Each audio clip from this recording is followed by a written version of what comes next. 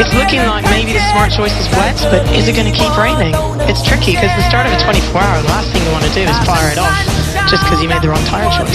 Well, listen, Mark Cole, we always say you can't win a race on the first lap, but you sure can lose it. It's 24 hours, no matter whether you're in a race or trying to catch up from being sent to the back of the grid, as 21 cars have. Can you really afford to gamble in minute one of 24 hours? Yeah, exactly right. I mean, you can't. You've just got to be so careful. 21 cars, you say, sent to the back of the grid, and the first of those 21 cars is car number 21's tracker, LMP1 car, in which Nicolantis did only 2 laps the whole of qualifying. Big electrical issues, had to change the wiring loom overnight between Wednesday and Thursday, and then Johnny came, stuffed the car after hitting down before they went out. Big problem though is for a lot of these LMP drivers, they've been put in the middle of a lot of slower GT AM cars, and they're all concerned about the safety of that. Yeah, no, it's really tricky here. I've done the start twice here at Le Mans, and it's very difficult wherever you are because you're very conscious of it being 24 hours. It's difficult to come out of the forward chicane and have everything go live for, especially if you're further back the grid, things happen when you're still coming out of the chicane quite often. So I hope that everybody's going to be smart on the start, and that certainly those LMP drivers will be flashing their lights as much as they can, hoping that the GT cars who are racing each other will notice that there are very fast cars coming through from behind. Well, the predominant sound over our headsets and in your lounges is one thing: air guns. And that means we're not happy with the tyres we took to the grid when it was dry, i.e. slicks, and we're changing. Just saw Oliver Turvey having his tyres changed on that Jota Sport car. It looks like the Oak Racing cars are as well. 5 minutes before the off, the car's got to be down on their tyres and ready to rock and roll. And the green flag back will start at, about 7-8 minutes too, so we're right in that zone now. I think the cards are now played for these cars.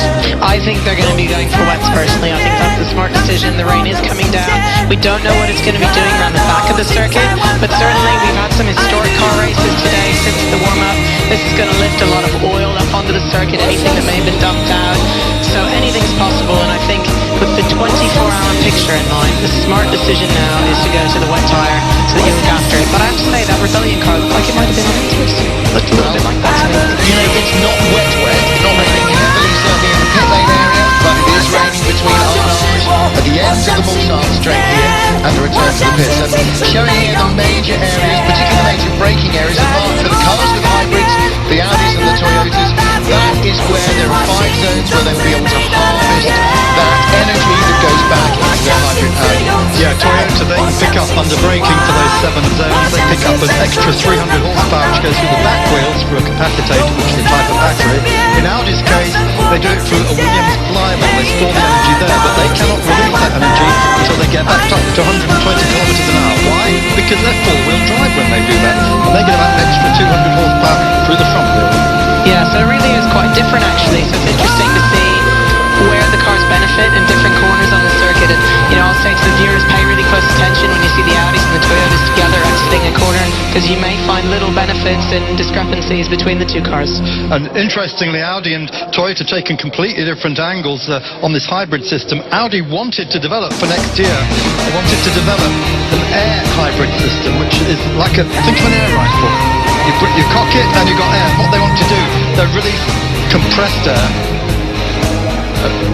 Okay, we're now being told that all cars are on slick tyres. Now, I'm not sure if that's right. well, now, of course, the track has been officially declared wet, which means you are allowed your own choice of tyre. However, what did we learn this week? Michelin have brought an Inter, which has no cuts in it. No grooves at all. It is full rubber content, and it looks to the naked eye exactly like a slick. In fact, I was looking at them today, and there is absolutely no way without a barcode scanner that you can tell that it's an Inter, i.e. super soft compound, as opposed to a soft, medium or hard slick. It looks visually identical. So they may be on Michelin's new Inter or Inter Slick Immediator. I don't think it's possible that they're all on slicks, because certainly they would have all come to the grid on slicks, because it's only started raining. We suddenly just heard a lot of air guns going off and people changing tyres, so I don't think they're all on slicks. But they're certainly not on transport. No, I think think they might be on intermediates. Alan McNish starting on pole, and that car put there by Duvel. It's a double bonus for them because not only are they on pole at Le Mans with all the bragging rights, they got 2 points for that. When they came here, they were 1 point behind the number one car. They now lead the World Championship. Johnny Murphy already reported to the stewards for speeding in the pit lane. That was on his way through the middle now. Marshals are showing slippery surface flags out on the track as well, as if the drivers weren't aware. We are getting ready for the start. The big battle at the front of the field. Those guys, Toyota versus Audi. Audi won first blood by Louis Duval claiming pole position. And in the P1 battle, they have now, in the reverse of what they've ever done, gone for speed over economy, and Toyota exactly the opposite. Will the tortoise beat the hare?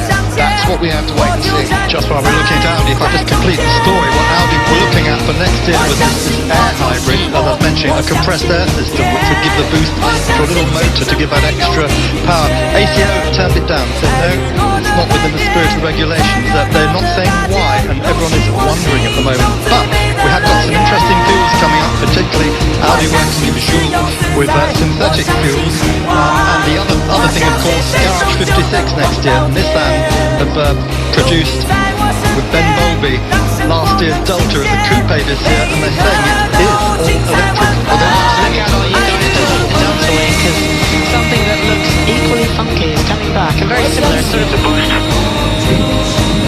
Hello, he's going to speak with Laurent Trillier in just a few moments' time. We're just checking in on those who are still behind the safety car. Let's join Nice, shall we? It's been a difficult race for the number one car, especially after 2 fantastic years at Le Mans. But the car seems to be going well now, even in these difficult conditions. What's going to be the plan for the driver stints for the rest of the race? The race has been very difficult. I mean, we got that problem with the alternator, and we lost a lot of time. But at the end, we didn't give up, and we pushed all the time. The car is really good. Honestly, without this problem, we would have been really well. And but the mechanics did a really good job, because it's not that easy to change that part of the car. And they did pretty quick, and we can hope for some points for the championship, which is also very important. And to drive that car here is just fantastic. So we just enjoy till the end of a race, because it's only one time a year we can do that. That's a great attitude, and you're getting in for the finish, is that correct? Yeah, I should be in for the finish, but I don't know, with the safety car maybe it's not going to happen, but I hope I can still drive again. I hope so too. Thank you very much.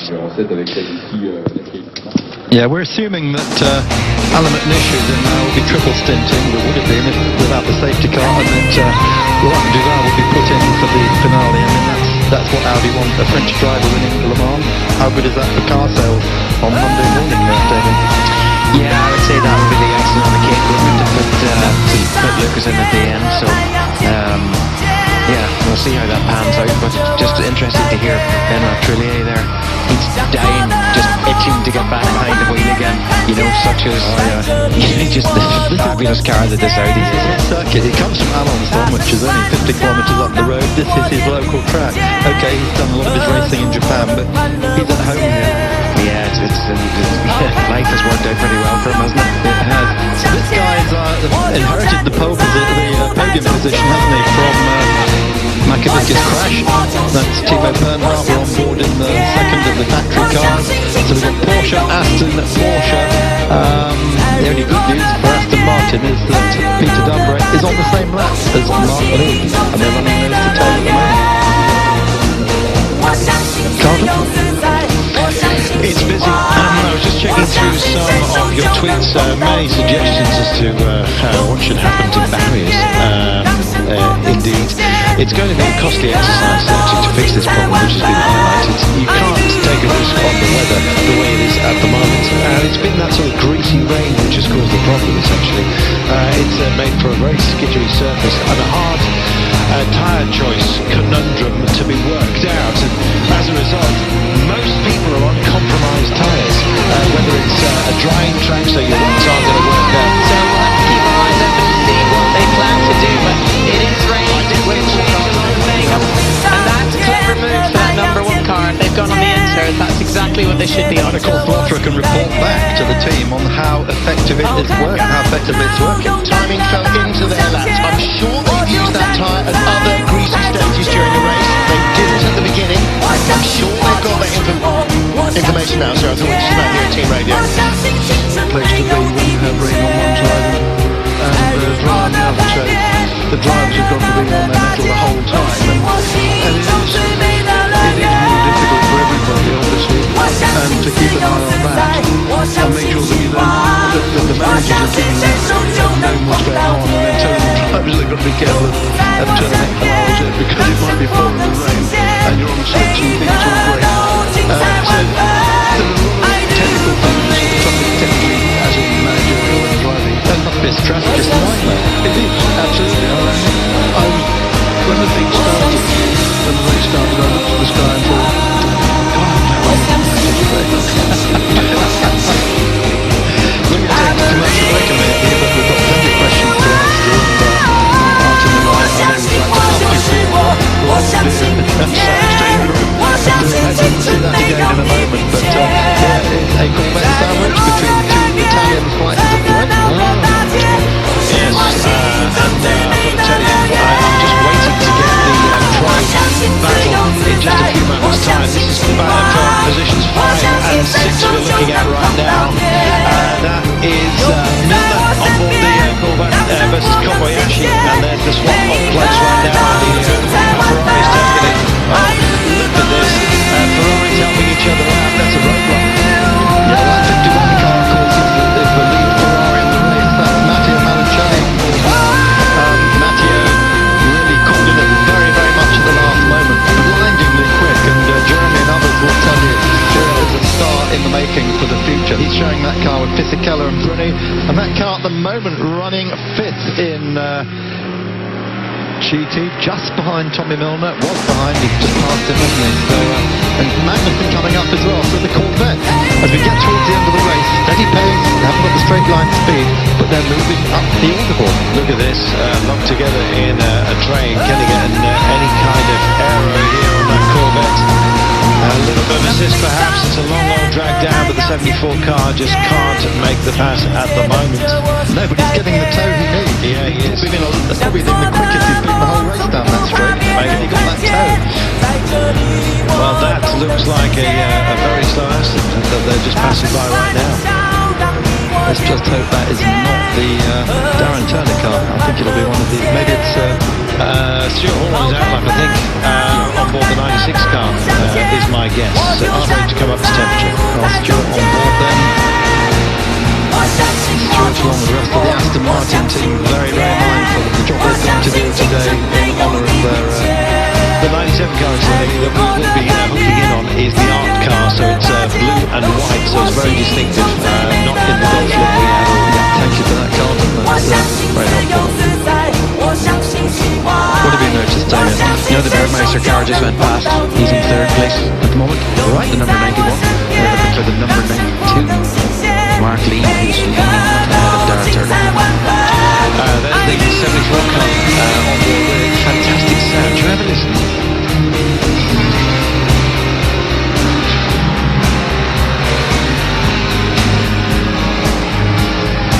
Lovely. I was hoping for a little bit more of that. That's for a Corvette. Fantastic. As opposed to the Vikings V10. 3,600 RPM. Take the exhaust off your Jaguar. Yeah, it would do, yes. Yeah, I'm quite a big guy, and I would love to get into a sport. I used to have a lease, of course, and fold myself into that. But they accommodate the large jet.